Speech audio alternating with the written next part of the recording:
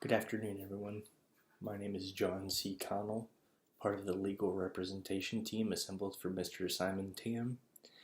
Today, June 19th, 2017, is a day that Americans should cherish forever, because our First Amendment strengths and protections have just gotten, by way of the supreme legal body of this land, even greater.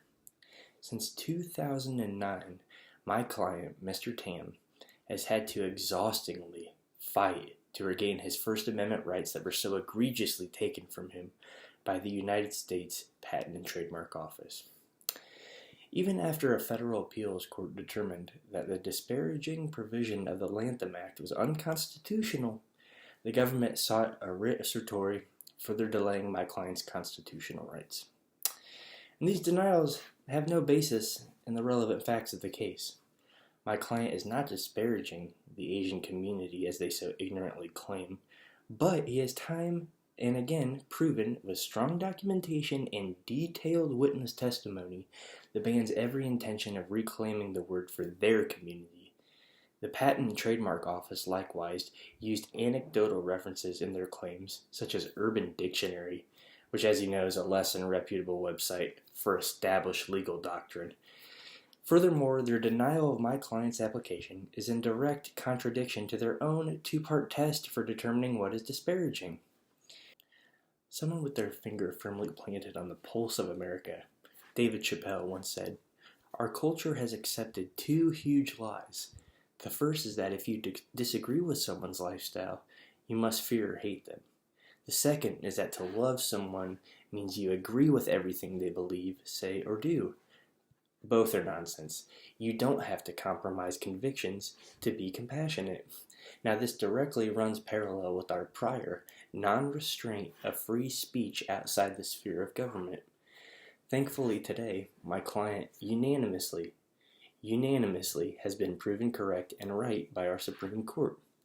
Filled with centuries of collective legal knowledge amongst them, the 8 judges today have reaffirmed what the First Amendment means to our commercial laws, as well as strengthened it wholly for our citizens.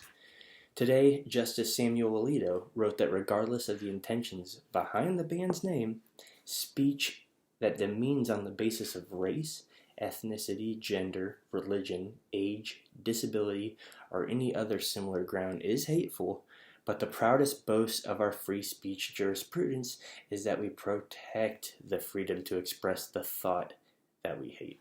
And that was done in the United States versus Schwimmer, a previous Supreme Court case. Now, Justice Anthony Kennedy also wrote, "A law that can be directed against speech found offensive to some portion of the public can be turned against minority and dissenting views to the detriment of all. The First Amendment does not entrust that power to the government's benevolence. Instead, our reliance must be on the substantial safeguards of free and open discussion in a democratic society." As Americans, our freedom of speech is governed by the Constitution, which so eloquently states, "Congress shall make no law respecting an establishment of religion or prohibiting the free exercise thereof or abridging the freedom of speech." Since the Patent and Trademark Office only approves trademarks, there is no government speech that could be afforded the prohibition on viewpoint discrimination. The intent to deprive a citizen of their very birthrights in order to potentially not offend others is at its very core the complete antithesis of what the First Amendment represents. Just as the court previously offered legal protections for the New York Times in 1971 during their printing of the Pentagon Papers, a decision firmly founded in the bedrock of First Amendment freedom of the press against prior restraint. We have proven that my client was completely and totally within his constitutional First Amendment rights to trademark the band name in question. Today we'd like to thank the Supreme Court for their reaffirmation of our liberties and freedoms given to us by the United States Constitution. At this time, we'll be happy to answer any questions from members of the press. Mr. Connell, in your remarks, you mentioned how the Patent and Trademark Office's denial failed their own test. Can you please explain? Great question. Thank you.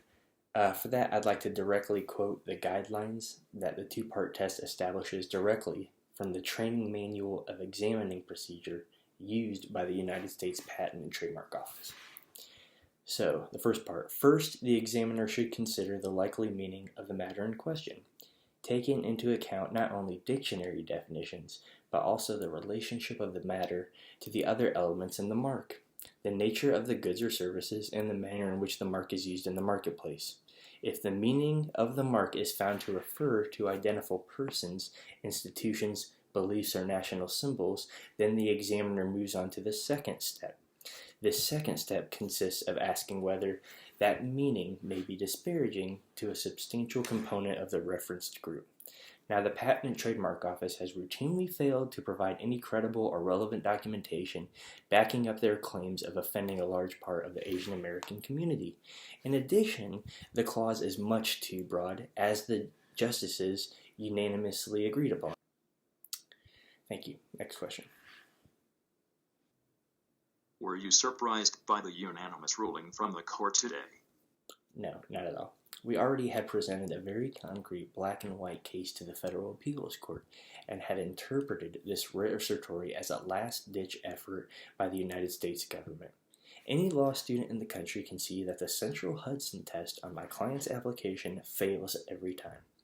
Additionally, as previously noted in the lower court, the text of the disparagement clause is much too vague and not nearly narrow enough to be upheld, as clearly evident by the unanimous decision today.